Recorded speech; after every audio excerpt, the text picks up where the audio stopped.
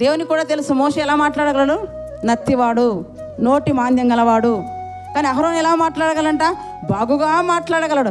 ఎందుకు దేవుడు బాగుగా మాట్లాడే అహరోను పక్కన పెట్టి మోషేని నాయకునిగా ఎన్నుకున్నాడు?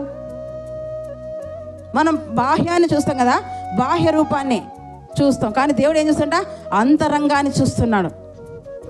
అంతరంగాన్ని ఆయన కోరుతున్నాడు. బాహ్యంగా చక్కగా అనర్గళంగా మాట్లాడచ్చు అహరోను, మోషే సరిగా మాట్లాడలేకపోవచ్చు. కానీ మోషేకి ఏముంది, సాత్వికం ఉంది, మోషేకు ఓపిక ఎక్కువ ఉంది, మోషేకు సహనం ఎక్కువ ఉంది.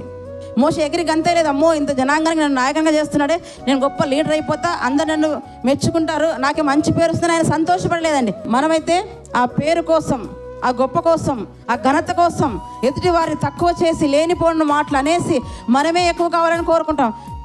కానీ మోషే అలా అనుకోలేదండి.